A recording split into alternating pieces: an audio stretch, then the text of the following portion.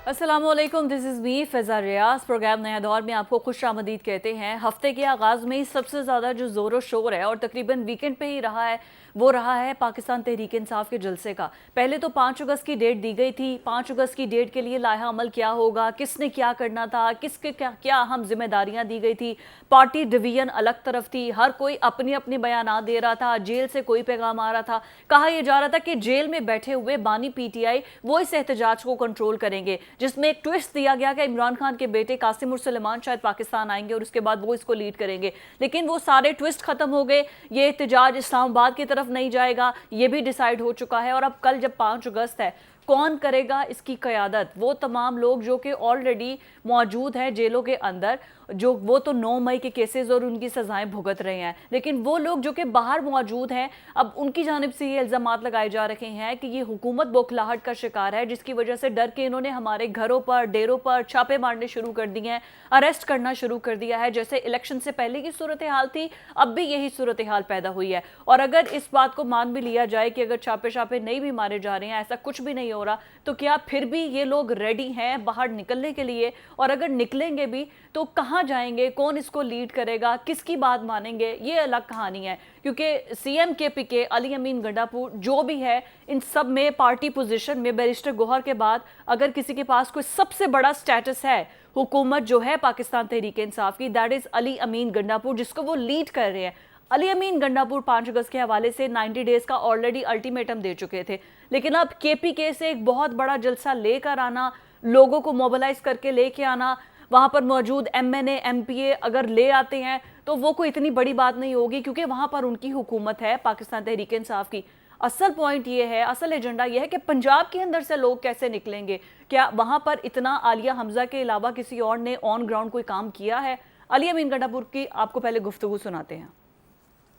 मेरे तमाम पाकिस्तानियों, 5 अगस्त 2025 हमारी तहरीक का पीक का एक दिन मुकर्रर हुआ है, जिसके ऊपर हमने इस तहरीक को, इस आजादी की तहरीक को पीक पे लेकर जाना है। आप सबसे मेरी ये गुजारिश है कि आप में से हर एक शख्स ने जो इमरान खान को सपोर्ट करता है, जो पाकिस्तान की हकीकी आजादी को सपोर्ट करता है, उसने निकलना है और उसने निकल कर अपना एहतजाज रिकॉर्ड करवाना है, चाहे वो जिस गाँव, जिस कस्बे, जिस मोहल्ले, जिस तहसील और जिस जिले में है। आप सब ने निकल कर ये साबित करना है कि आप इमरान खान के साथ हैं, आप पाकिस्तान की हकीकी आजादी के साथ हैं, और आप उस वक्त तक इस तहरीक को जारी रखेंगे जब तक इमरान खान रिहा नहीं होगा और हमें अपनी हकीकी आजादी नहीं मिलेगी। ये इनके बयान से ही हम अपने प्रोग्राम का आगाज करते हैं। इसार राना साहब, जुल्फिकार राज साहब मेरे साथ मौजूद हैं। राज साहब, अली अमीन गंडापुर का बयान आई थिंक आपके लिए ही था, आपको बताने के लिए था कि हकीकी आजादी के लिए निकलना है। क्या मसला आपको अली अमीन गंडापुर से, क्यों आप उनकी बात नहीं मानते? देखिए फिजा, जहाँ पे हम कश्मीर की बात करते हैं, हम 5 अगस्त की बात कर रहे हैं कि पीटीआई का एहतजाज होगा, योम इत्तिसाल कश्मीर की भी बात होगी। आज 4 अगस्त है, योम शहदाए पुलिस। मैं इस पर खराज तहसीन पेश करना चाहता हूँ पुलिस को, कि पुलिस के हज़ारों शहदा जिन्होंने हमारे लिए, हमारे बच्चों के लिए, हमारे अमन के लिए कुर्बानियाँ दी हैं। मैं समझता हूँ कि वो सारे शहदा हमारे माथे का झूमर हैं। और जिस तरह हम बाकी फोर्सेस को प्रेज़ करते हैं, इसी तरह पंजाब पुलिस को और बाकी जो फोर्सेस हैं और पुलिस है, सबको हमें इसी तरह अप्रिशिएट करना चाहिए। बाकी रह गई बात अली अमीन गंडापुर साहब की। अली अमीन गंडापुर साहब की नौकरी कहते हैं कि ज़रा कम रह गई है।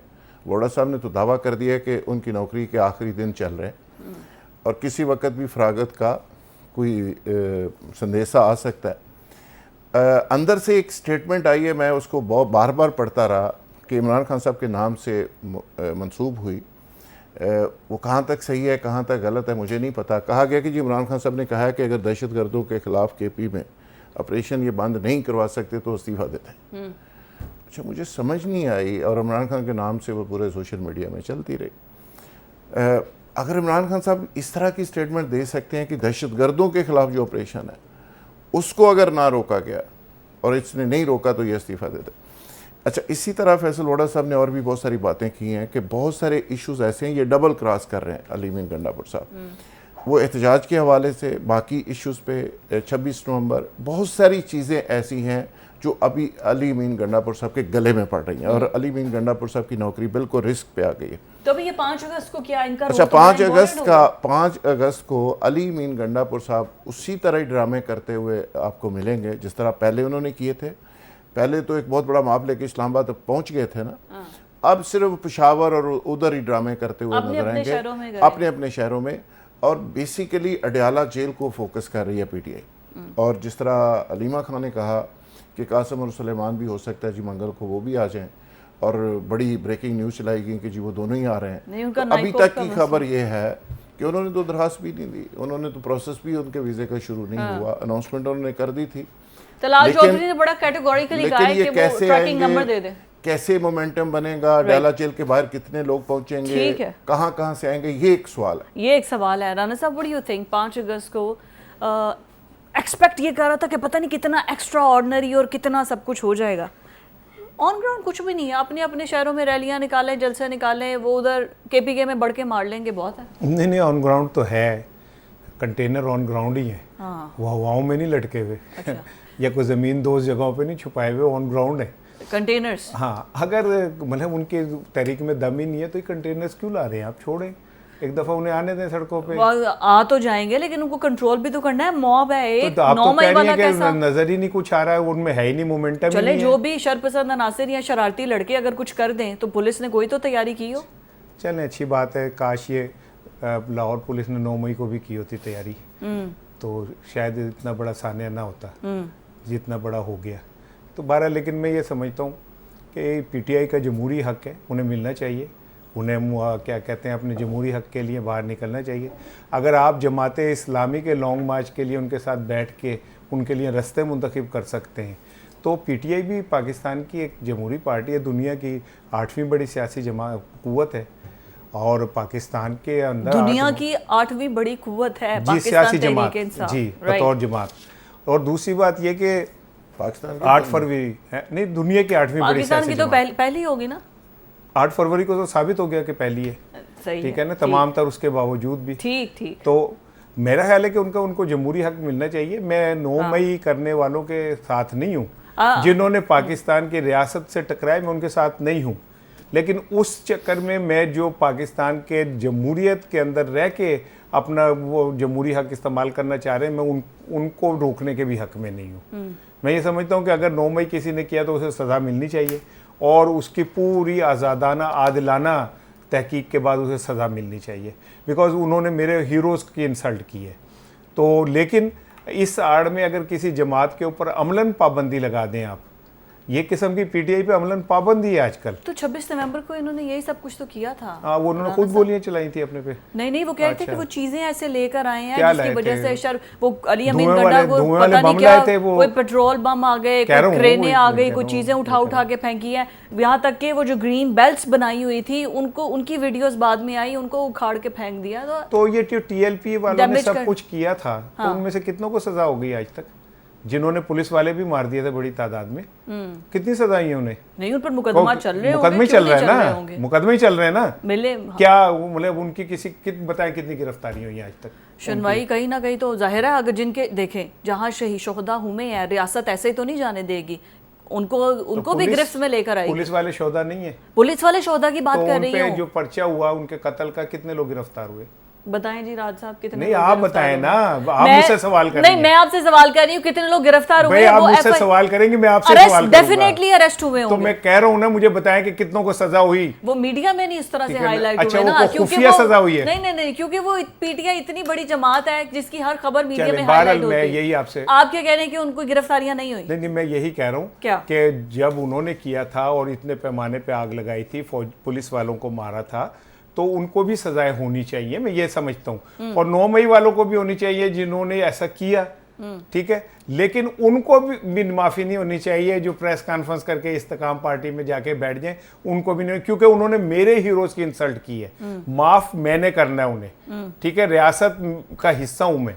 बाकी पीटीआई वाले कल जो करेंगे, मैं ये समझता हूँ कि इतनी मुश्किलात के बावजूद, इतनी उन पे पाबंदियों के बावजूद, अगर वो फिर भी अपनी जमात के तौर पे कोई प्रोटेस्ट कर जाते हैं, ये बहुत बड़ी बात होगी, क्योंकि इस टाइम पीटीआई के लिए सर्वाइवल सबसे बड़ी बात है। ये मुश्किल फेज़ अगर वो निकाल लेंगे तो मैंने पीपल्स पार्टी पे भी ऐसा वक्त देखा है, नून लीग पे भी देखा है, सब पे देखा है। सर्वाइवल की बात कहा है, उनकी एक सूबे में हुकूमत है, फुल फ्लेज हुकूमत है, कैसे हो सकता है कि सर्वाइवल की बात हो, लेकिन अगर वो रियासत से टकराएंगे और फिर आर्मी चीफ के अगेंस्ट ऐसा कुछ बोलेंगे तो फिर वो एक्सेप्टेबल नहीं होगा। और आर्मी चीफ जिनकी पजीराई ना सिर्फ इंटरनेशनल लेवल पर बल्कि अब उन पर आर्टिकल्स छापे जा रहे हैं और बताया जा रहा है उनकी बहादुरी के हवाले से, जैसे जैसे जो डोनाल्ड ट्रंप हैं उन्होंने व्हाइट हाउस में उनको बुलाया है, उनको शाया दिया गया है, तो ये एक रिस्पेक्टेबल रिप्यूटेबल, ये सिर्फ पाकिस्तान के लिए है।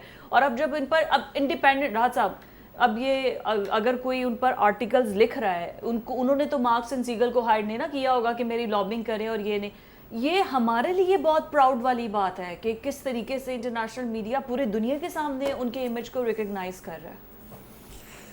देखिए फिजा, बिल्कुल आपने सही कहा कि आसिम मुनीर साहब का जब आगाज़ हुआ, जब वो आर्मी चीफ बने, उस वक़्त बहुत सारे लोग थे और बहुत सारे लोगों की ख्वाहिश थी कि वो आर्मी चीफ ना बने, लेकिन बन गए, अल्लाह को मंजूर था।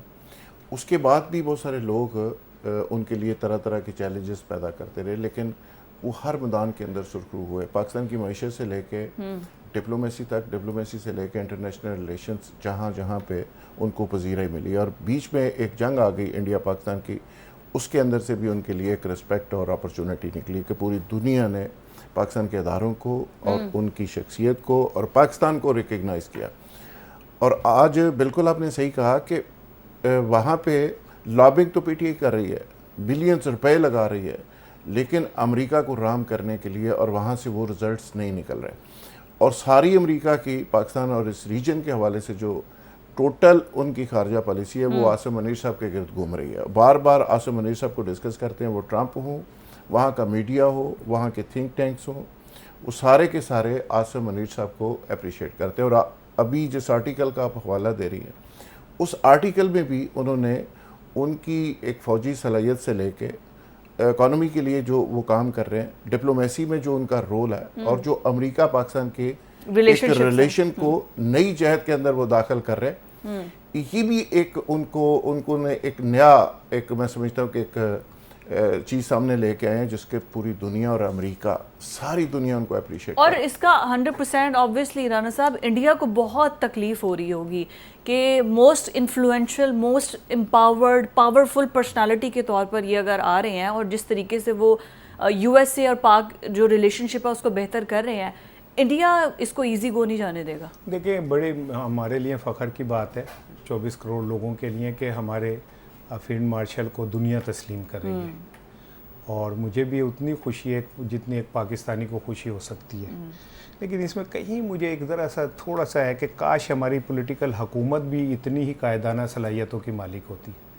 अगर वो इकॉनमी वो ठीक कर रहे हैं तो हमारे ये दो जो हमने वज़ीर ख़जाना रखे क्यों रखे हुए हैं? अगर वो डिप्लोमेटिक रास्ते तय कर रहे हैं तो फिर वज़ीर ख़ारजा हमने क्यों रख लिए? ठीक है, अगर उन्होंने ही खित्ते के मसाइल हल करने तो हम इनको क्यों पैसे दे रहे हैं, तनख्वाहें दे रहे हैं, वज़ीर आज़म और पता नहीं कितनी काबीना। तो मैं तो कह रहा हूँ इन्हें फारिग किया जाए। हमारा अल्हम्दुलिल्लाह, जैसे जुल्फ़िकार राहत ने कहा कि अल्लाह ताला ने उन्हें एक इज़्ज़त दी है और एक अल्लाह ताला ने उन्हें मुकाम दिया है, ये हकीकत ठीक है ना। मैं भी उसे सेकंड करता हूँ। अच्छा। तो उन्हें दुनिया मान रही है, ये इंशाफ मैंने ठीक है ना। अच्छा। दुनिया उन्हें मान रही है, ठीक है। तो फिर ये हुकूमत को हमने क्यों लटकाया हुआ? इतना खजाना हम इनके ऊपर तनख्वाहों पे ज़ाया कर रहे हैं। मेरा ख्याल है कि ये सारा इर्रेलेवेंट हो गया। पार्लिमानी निज़ाम ना चले? नहीं, मैं ये नहीं कह रहा कि चले या ना चले, लेकिन मैं जो बात कह रहा हूँ, क्योंकि जब वो अगर इमरान खान ये कहता है कि मैंने बात करनी है इस्टेब्लिशमेंट से, तो हमारे जमहूरियत के अंदर मरोड़ उठता है कि देखो जी, वो तो कह रहा है कि जमहूरी निज़ाम को नहीं मैं मानता और मैं डायरेक्ट उनसे। और जब पूरी दुनिया ये बात मानती है कि हाँ भाई एक ही बंदा है बासलाहियत पाकिस्तान का, तो फिर सब खामोश हो जाते हैं। मेरे लिए तो प्राइड मोमेंट है कि जनरल आसिम मुनीर साहब को दुनिया तस्लीम कर रही है उनके कायदाना सलाहियतों को, और मेरा यकीन है कि पाकिस्तान को मुश्किल में से वो निकालेंगे। लेकिन ये जो शामिल वाजे हैं जुमे जंजिदे नाल तांगे के पायदान पे लटके हुए लोग, इनका क्या काम है यहाँ पे? फिर ये किस लिए कर रहे हैं? 2/3 अक्सरियत है उनके पास। 2/3 नहीं बल्कि 4/3 हो जाएगी। अभी अदालतें थोड़ा और काम करने दें, आप अदालतों को मौका दें इंसाफ फराम करने का। गलियां सुंजी हो जाएंगी, ठीक है, विच मिर्जा यार फिरेगा, 5-7 ਗਵਾਂਡਰਾਂ ਨੂੰ ਤਾਪ ਚੜ ਜਾਏਗਾ, ਕਰਾੜ ਦੀ ਹੱਟੀ ਨੂੰ ਅੱਗ ਲੱਗ ਜਾਏਗੀ, कुत्ता ਜਿਹੜਾ है फकीर ਦਾ वो मर जाएगा, तो बीच मिर्ज़ा यार फिरेगा। और मिर्ज़ा यार मुझे नहीं पता कि लंगड़ा है जो फिर नहीं पा रहा है, इतने होने के बावजूद लीडर नहीं बन पा रहे, लोग उनको मान नहीं रहे कि वो लीडर है। नहीं, वो क्यों नहीं मान रहे, उनको जाहिर है वो एक पार्लिमानी निज़ाम को पूरा लेकर चल रहे हैं। खैर एनीवेज, आगे हमने चलकर इंडिया की सूरत हाल की बात करनी है। इंडिया पर मजीद पाबंदियां लगने जा रही हैं। Donald Trump is not happy with Indian prime minister Narendra Modi. Break के बाद डिस्कस करते हैं।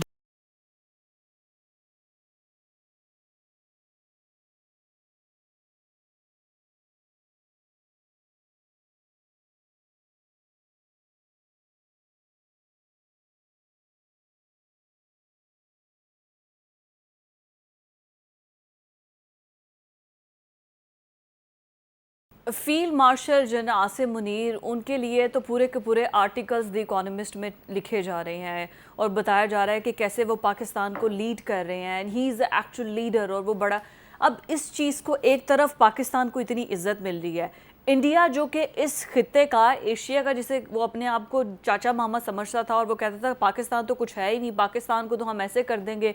कहते थे कि हमें जो प्रॉब्लम आ रही है पाकिस्तान को, IMF के पास जा रही है, ये हमारे पास आ जाए। अब उसी इंडिया को पाकिस्तान शटअप कॉल नहीं दे रहा है, उस इंडिया को उसी का अपना दोस्त वो नरेंद्र मोदी, जो कि इंडिया के अंदर पूरे की पूरी रैलीज, पूरे के पूरे जलसे उसने डोनाल्ड ट्रंप के हक में निकाले। उसने कहा इंडिया का ग्रेटेस्ट फ्रेंड है डोनाल्ड ट्रंप, वही बता रहा है। और बल्कि वो कह रहे हैं कि जो आपने रशिया के साथ ऑयल के मुआहदे किए हैं, आप पे मजीद नए टैरिफ लगने जा रहे हैं। आपको नज़र नहीं आ रहा कि वो यूक्रेन के अंदर कितनी तबाही मचा रहा है, उसके साथ आप दिफाई मुआहदे भी कर रहे हैं और उससे आप ऑयल भी खरीद रहे हैं, क्योंकि इंडिया 3rd लार्जेस्ट कंट्री है जो कि तेल अपने मुल्क में बरामद करता है। और अगर वो सारे का सारा रशिया से करेगा और रशिया से भी डॉलर्स में नहीं करेगा, असल में अमेरिका को मसला ये है कि डॉलर इससे डीवैल्यू होगा। तो ये सूरत हाल है कि नया टैरिफ लगने जा रहा है। राज साहब, इंडिया के लिए तो ये कोई अच्छी खबरें नहीं है, मतलब इकोनॉमी तो उसकी शदीद तरीके से झटके में आएगी।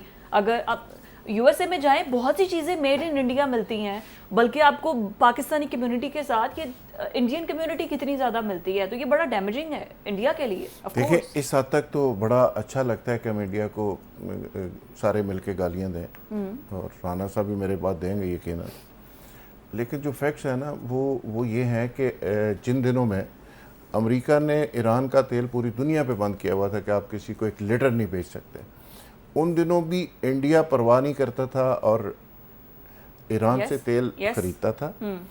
और आप हैरान होगी कि उसने क्या किया, कि मुआहदा क्या किया ईरान के साथ, अमेरिका की परवाह ना करते हुए, इजराइल की परवाह ना करते हुए, UNO को ना मानते हुए, अपने नेशनल इंटरेस्ट में फैसला किया। तो उसने क्या किया, उसने कहा जी कि आपका कोई $25 बिलियन का जो तेल हमारे पास आपका जमा होगा, उसके बाद वो $25 बिलियन हमारे बैंकों में पड़े रहेंगे, ये एग्रीमेंट है, तो वो आप नहीं ले जा सकते, और बाकी उसका फिर आपसे हम ट्रेड करेंगे। यानी एक देला ट्रेड के चक्कर में तो उन्होंने अपना पूरा नेटवर्क देला लगाए बगैर ईरान से उन्होंने $1 बिलियन कमाए, फिर रशिया की तरफ आ गया। और ईरान का बाय द वे 13% ऑयल उनका दरामद करते थे, जो टोटल था उसका 13% ईरानी तेल था। फिर वो रशिया की तरफ चले गए। रशिया का उन्होंने 2023-24 में $9 बिलियन कमाया रशिया के ऑयल से। और फिर रशियन जो ऑयल था वो उनकी टोटल जो ऑयल की इंडस्ट्री थी उसका 35% बन गया, और फिर 2025 में वो 40% बन गया, और $1 बिलियन उन्होंने रशियन ऑयल से बनाए हैं।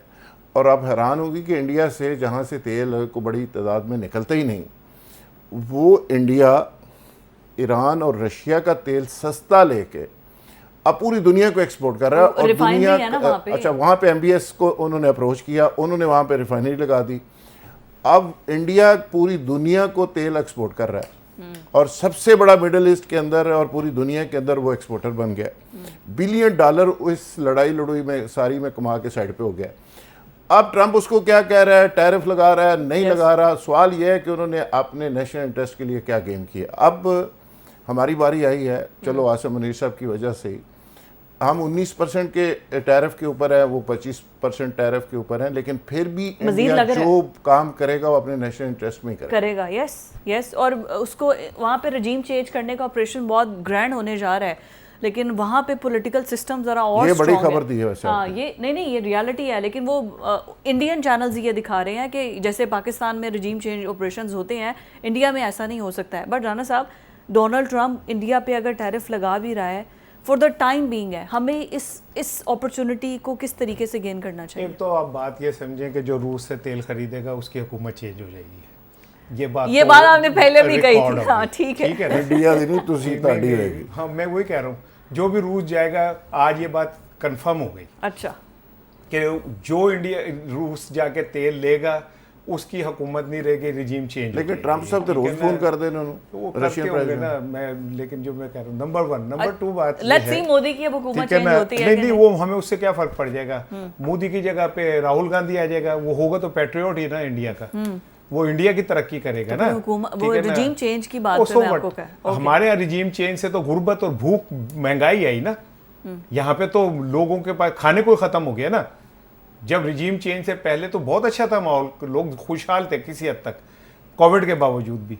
वहां पे रिजीम चेंज होगी तो कोई और आ जाएगा, लेकिन वो अपने वतन से मोहब्बत करने वाला ही आएगा, अपनी आवाम से मोहब्बत करने नहीं, वाला हमारे आएगा। यहाँ पे वतन से मोहब्बत करने वाले नहीं आते। नहीं नहीं, ठीक है, आपने खुद- everybody is patriotic. Yes yes, मैं मुझे पता है आपने सर्टिफिकेट छपा कर रखे हुए हैं जो देते हैं पेट्रियोटिक के। नहीं, मैं लेकिन कौन मैं सा मेरी बात 62 और सुन लें। 63 वाले मेरी सुन सर्टिफिकेट लें। दे रही हूँ। दूसरी बात ये कि ये इंडिया तेल लाता रहा, अमेरिका मना करता रहा, यही कौमों की खुद मुख्तारी होती है कि वो इंडिया अमेरिका के तमाम तर पाबंदी, दुनिया में पाबंदी थी, वो तेल ले रहा था।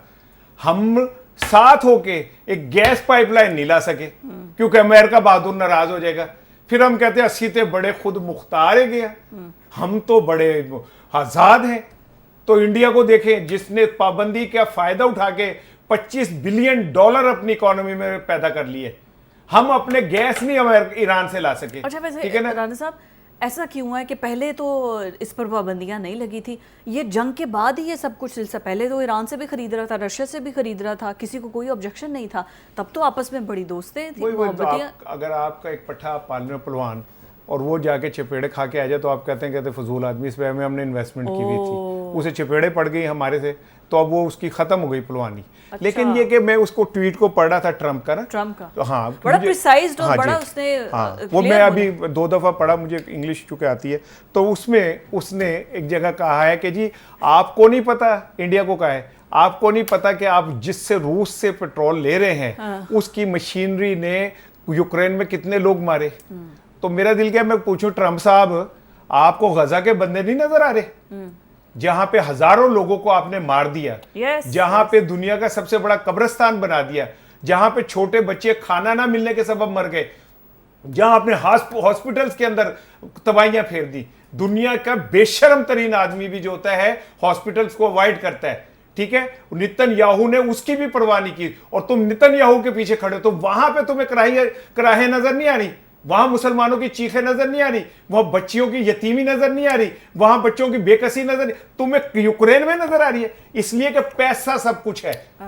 आप डंडी पट्टी एक बदमाश के तौर पे आप पता क्या कर रहे हैं कि या तो मुझसे पेट्रोल लो, नहीं तो फिर देख लांगा मैं, ठीक है? असल मसला ये है, हम बड़े, मैं खुश हो रहा था जब पहले दिन मैंने पढ़ा ना कि पाकिस्तान अब पेट्रोल इंडिया को भी देगा। मैंने कहा या ला, मैंने क्या हो रात को गया? ख्वाब में देखा कि मैंने अरबियों की तरह का वो पहना हुआ है और मेरे ऊंट के बजाय मेरे नीचे BMW है और मेरे कुएं में से पेट्रोल निकल रहा है। मैंने भी नौकरी छोड़ दी और मैं वहां बैठा हुआ वो कड़वा कावा पी रहा हूं, खरबोपति।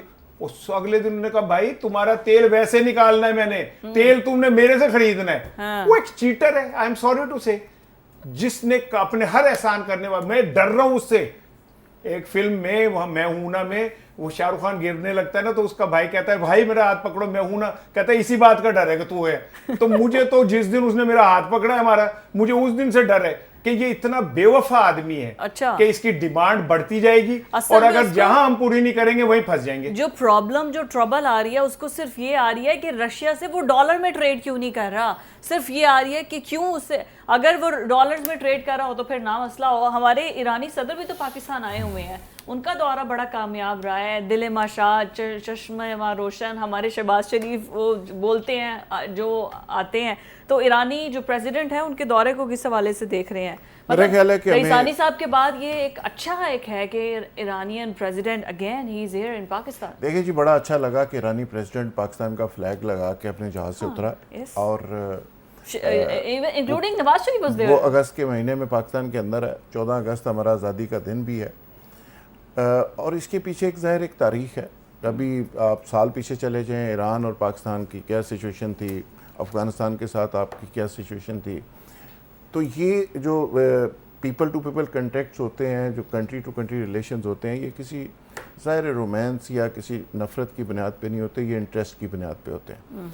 तो ईरान को मेरे ख्याल में रियलाइज़ हो गया है, जो अभी जंग हुई है उसके बाद उनको समझ आ गई है कि पाकिस्तान की इम्पोर्टेंस क्या है, और पाकिस्तान को भी समझ आई है कि ईरान का कायम रहना कितना ज़रूरी है। ईरान हमारी भी एक शील्ड है, हमारे रास्ते में वो भी खड़ा है। तो एज ए इस्लामिक कंट्री भी और हमसाया भी बहुत सारे रोल हैं जो हमारे साथ नेबरिंग में अच्छा है। बहुत सारे रोल हैं ईरान के। वैसे तो अफगानिस्तान के साथ भी आपके आजकल रिलेशन ठीक हैं, चाइना ने करवा दिए हैं। लेकिन ये सारी चीज़ें, सवाल ये है कि इंडिया का, दोबारा मैं अगेन कहूँगा कि क्या हम उस तरह अपने नेशनल इंटरेस्ट को नंबर 1 रख के ईरान से कोई फ़ायदा उठा सकेंगे? खबर तो आई है कि $8 बिलियन की तजारत एक साल में करने का फ़ैसला कर लिया गया। ये तो $20 बिलियन, $50 बिलियन पे भी आप जा सकते हैं। आप तो सिर्फ ईरानी तेल लेना शुरू कर दें और वो सस्ता देने को तैयार है, स्मगलिंग खत्म हो जाए, स्मगलिंग भी खत्म हो जाए, और आपकी कॉस्ट खत्म हो जाए, और आप सिर्फ ऑयल से $1 बिलियन कमा सकते हैं। फिर और उनकी इतनी प्रोडक्ट्स हैं, क्योंकि उनके ऊपर सेक्शन लगी रही हैं। सेक्शंस लगने की वजह से उन्होंने अपनी इतनी प्रोडक्ट्स डेवलप कर ली हैं, और इतनी चीप हैं वो कि अगर आप बॉर्डर खोल दें और आप एक लीगल उनसे ट्रेड करें तो बहुत सारा फायदा हो सकता है। इतना फायदा हो सकता है। फूड उनकी बहुत अच्छी है, उनके जूसेस बहुत अच्छे हैं उनके, और बहुत सारी चीज़ें, एक लंबी रेंज है उनकी। तो मेरा ख्याल है कि अब हमें थोड़ा सा अमेरिका बहादुर से ताल्लुक़ तो रखना चाहिए, सबसे रखना चाहिए, लेकिन उनसे डिक्टेशन लेने की बजाय अपने नेशनल इंटरेस्ट को सामने रख के हमें भी थोड़ा आगे बढ़ना चाहिए। हमारे नेशनल इंटरेस्ट को सामने रखे। आई एम 100% श्योर कि गैस जो पाइपलाइन है, इस पर ईरान को बड़े सीरियस रिजर्वेशन है, क्योंकि वो अपनी साइड कंप्लीट कर चुके हैं। वो तो पाकिस्तान को फाइन करने जा रहे थे, जो पता नहीं हमदर्दी आ गई, दोस्ती आ गई, उन्होंने रोक दिया। शायद इस साल के एंड तक दोबारा हो जाए। Why we are against Iranian gas pipeline? Actually हम बहादुर कौम है ना, तो इसलिए हम अपनी खुद मुख्तारी पे यकीन रखते हैं। उन्होंने जो वहाँ पाइप बिछाया था वो 2 नंबर पाइप था, तो हमने कहा ये 2 नंबर पाइप है, हमने इससे गैस नहीं लेनी, इससे हमारी इस्लाकी जो आग है ना वो ठंडी पड़ जाती है। इसलिए, क्योंकि जैसे मेरा भाई कह रहा है कि अब हमें अमेरिका से डिक्टेशन नहीं लेनी चाहिए।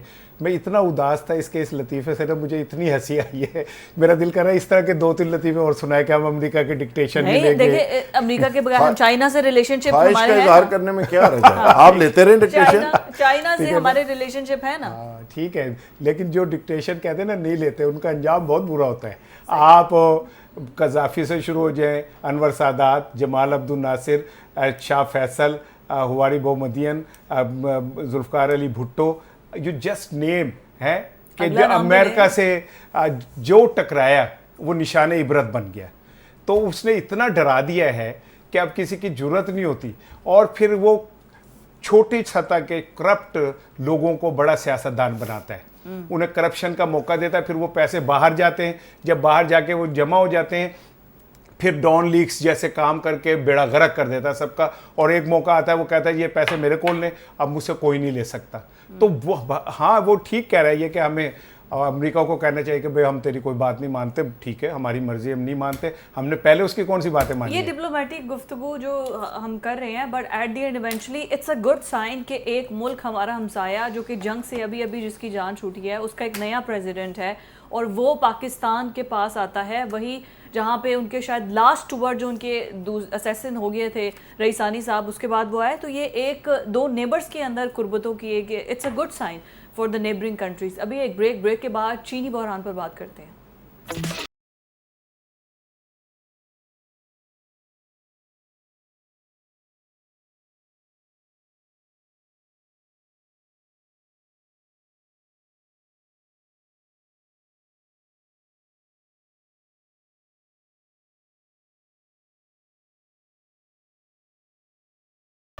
मुल्क के अंदर चीनी बहरान है। हर साल चीनी बहरान आता है। शुगर मिल्स वाले कहते हैं कि हमारे पास चीनी मौजूद नहीं है, बाहर से इंपोर्ट करके दें। हुकूमत ये कहती है कि एक्स मिल कीमत जो है वो कम तय की गई है। जो दुकानदार ज़्यादा कीमत से चीनी बेच रहा है उसको अरेस्ट कर लिया जाए। अब दुकानदार कहते हैं कि जब हमें पीछे से ही चीनी महंगी मिलेगी तो हम उसको कैसे आगे सस्ता फ़रोख्त कर सकते हैं। 200 रुपये तक टच कर गई है चीनी। कई जगहों पर ब्लैक में 200 से ऊपर किलो में भी दस्तयाब है। लेकिन अब इस बहरान को पेश नज़र हम तकरीबन रोज़ किसी न किसी प्रोग्राम में इसको डिस्कशन कर रहे होते हैं। चीनी बहरान, इसको पैदा करने वाले कौन है? शुगर मिल्स वाले खुद कैबिनेट में बैठे हैं। अब तमाम ऑपोजिशन जो ये थी तहफ़्फ़ुज़ आईन पाकिस्तान वाली, ये इस्लामाबाद में तो खैर गए थे आइन के तहफ़्फ़ुज़ के लिए और सब कुछ कर रहे थे। इन्होंने अब चीफ जस्टिस को ख़त भी लिख दिया है जिसमें उन्होंने कहा है कि ये जितने भी कल्प्रिट्स हैं जो कि ज़ख़ीरांदोज़ी करते हैं, चीनी का बहरान पैदा करते हैं, इनको अरेस्ट किया जाए। तो राज साहब, ये तमाम लोग ये किसी न किसी टाइम पर हुकूमत में रहे हैं और चीनी बहरान हर साल आता है। इनको पता है, ऐसा नहीं है कि इनको नहीं पता। तो ये फिर खुल के आगे अवाम को ही बता दें, सबूत ले आए कुछ तो फिर काली खत मैं भी लिख देती हूँ चीफ जस्टिस को। आपकी सादगी पे मुझे वैसे तरस आ रहा है। तो किसी ना किसी वक्त में ये हुकूमत में रहे हैं भाई, ये हमेशा ही हुकूमत में होते हैं, आज भी हुकूमत में है। ये चीनी माफिया आज भी हुकूमत पे है। यानी आप अंदाजा करें कि नहीं, ये जिन्होंने खत लिखा है, नहीं, जिन्होंने खास मुस्तफा नवाज को कर रहे हैं, फिर बाकी ये बेचारे शाहिद का खाना दूसरी साइड पे चले गए ना। हाँ। मुसीबत ये है कि और ये बहुत सारी चीजों में है। अगर शुगर मिल इनकी कोई नहीं है तो बाकी इनके दोस्तों की, साथियों की, पार्टी के लोगों की बहुत सारी है। अब देखें ना, ये माफिया करता क्या है। पहले तो ये चीनी जिस तरह किसानों से ये गन्ना लेता है और जिस तरह किसान बेचारे रुलते हैं और साल हा साल रुलते रहते हैं, उनके पैसे ये नहीं देते और फिर किसान इत्तेहाद वाले आ जाते हैं, फिर जुलूस निकालते हैं, फिर गवर्नमेंट को शिकायतें आती है, फिर कंपटीशन कमीशन आता है, फिर सारे लोग आते हैं, फिर जाके थोड़े थोड़े करके वो पैसे देते हैं और मिडल मैन उसमें से पैसे बना जाता है। फिर ये चीनी बनती है और चीनी ये एक्सपोर्ट करते हैं। यानी जंगी तरीन साहब समेत आज भी पार्लियामेंट के अंदर बैठे हुए जो लोग हैं, जरदारी साहब हैं या हारून अख्तर साहब हैं, यानी 11 अरब बड़े साहब जंगी तरीन साहब के फैक्स जो आ रहे हैं सामने, इसी तसलसल से बाकी कुछ 10 अरब, 5 अरब, 6 अरब, 8 अरब की चीनी बरामद की गई। अच्छा, जब चीनी बरामद हो जाती है तो फिर अचानक गवर्नमेंट के अंदर से एक माफिया उठता है और कुछ और लोग साथ मिले होते हैं। वो कहते हैं जी चीनी को अब इम्पोर्ट करना बड़ा ज़रूरी है। और अब आपने चीनी का साइज देखे, पहले चीनी मोटी दानेदार होती थी, अब ऐसे नमक की तरह पिसे। हाँ, चीनी बारीक कर दी है। अवाम भी पतली होनी शुरू होगी ना, अवाम का भी तेल निकल रहा है तो चीनी भी इसका मतलब नहीं, पेट्रोल सस्ता हुआ है। अच्छा, इस पे ये है कि फिर चीनी दरामद करने का एक पूरा ठेका और मंजूरी उसकी कैबिनेट फौरी तौर पे दे देती है, 7 लाख टन चीनी।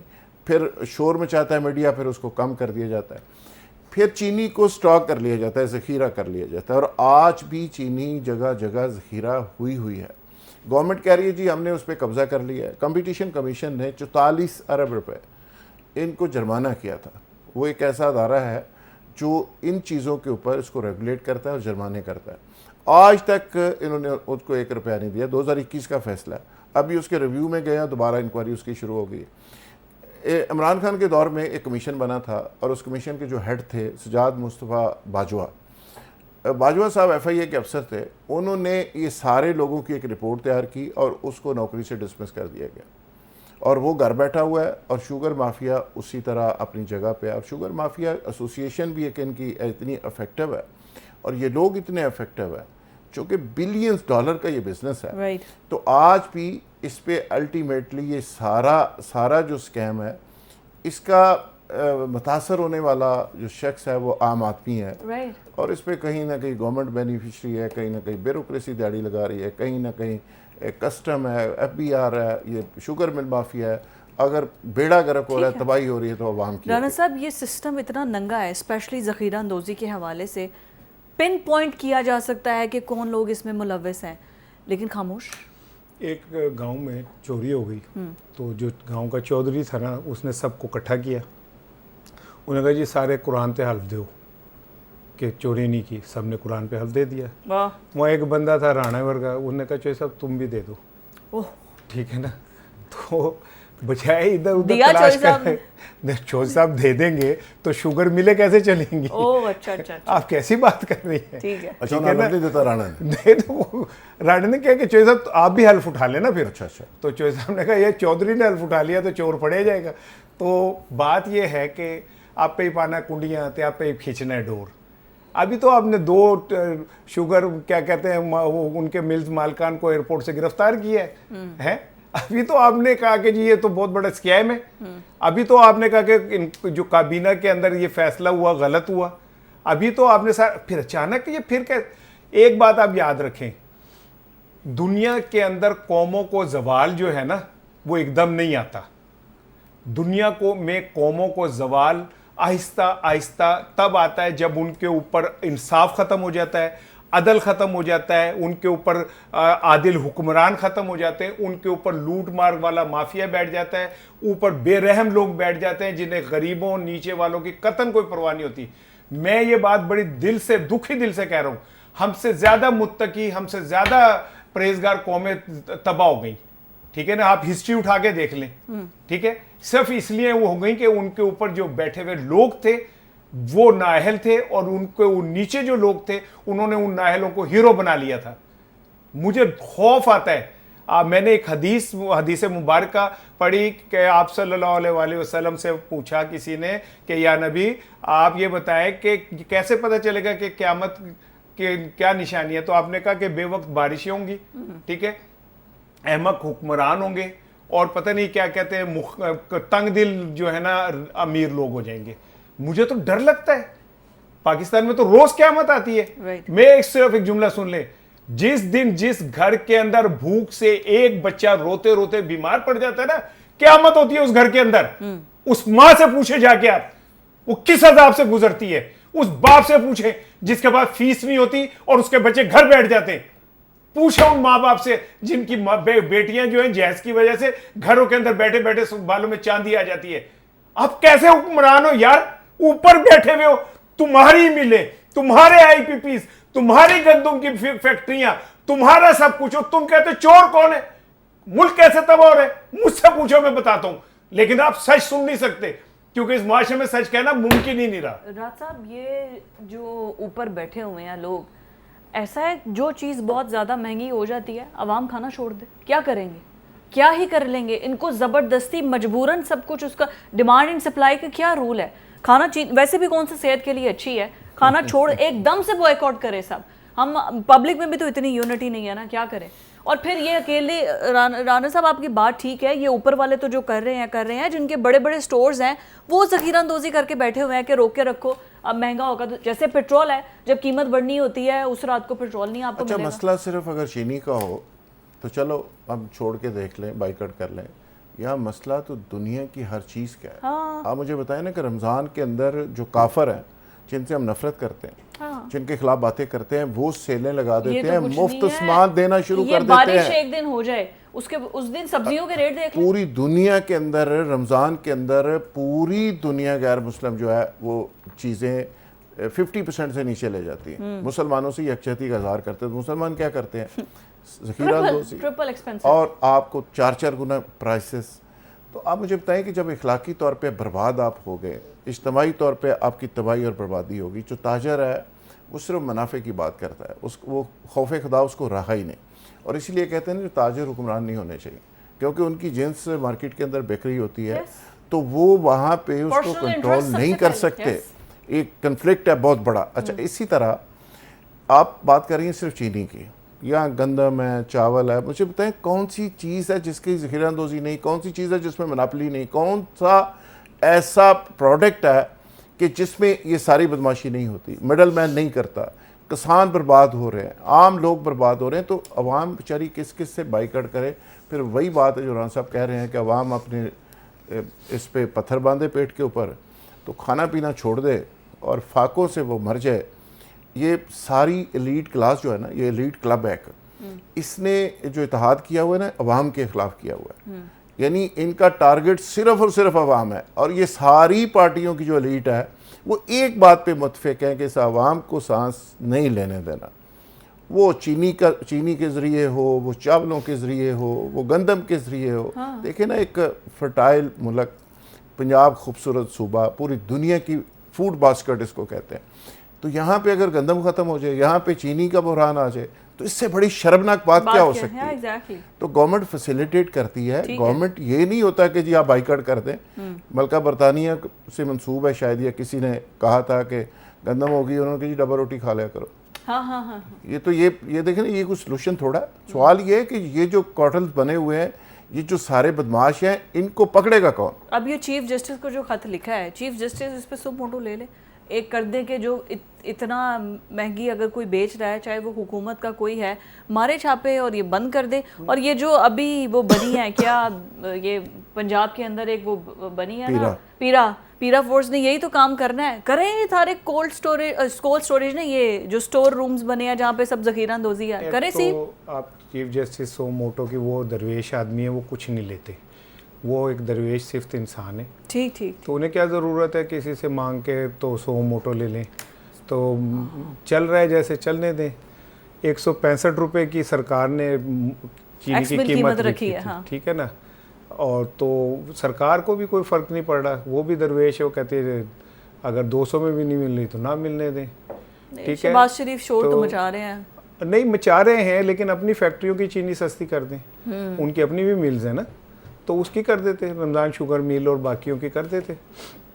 कम से कम वहाँ से ही वो एक ऐलान करते कि जी मेरी मिल्स जो है ना वो इतने की देंगे और लोग आके यहाँ से ले जाएं। ठीक है, लेकिन उन्होंने भी कहा कि की लोड़ है, में लोगों की शुगर बढ़ जाएगी। अच्छा, ठीक है, पाकिस्तान वैसे ही इस टाइम शुगर में नंबर 1 है दुनिया भर में, तो हमें बढ़ जाएगी। लेकिन बस एक ना, आपके प्रोग्राम का वक्त तो ख़त्म हो रहा है, एक छोटा सा वाक़या आपसे शेयर करता हूं। बोलें आप। हज़रत अबू बकर सदीक रज़ी अल्लाह ताला अन्हु को हलवा बहुत पसंद था, तो जब वो बन गए खलीफा तो उनसे कहा कि जी आपकी तनख्वाह कितनी होनी चाहिए? तो आपने कहा कि एक मज़दूर कितनी तनख्वाह लेता है? तो उनका जी इतनी, उनका तो फिर मेरी भी इतनी रख दें। उनका जी आपका गुजारा नहीं हो सकता, तो उनका तो फिर उसका भी नहीं होता, फिर उसकी भी बढ़ा दें।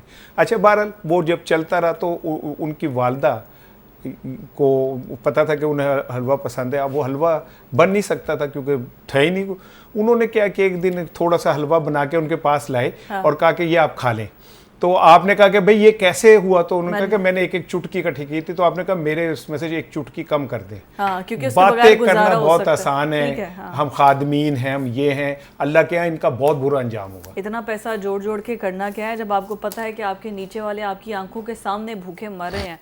ये सिर्फ अंदर ज़मीर की आंख खुलने की ज़रूरत है, फिर पता चल जाता है सबके क्या हो रहा है क्या नहीं। अल्लाह ताला पाकिस्तान पर रहम करे, कायमो दायम रखे। आज के प्रोग्राम से इतना ही।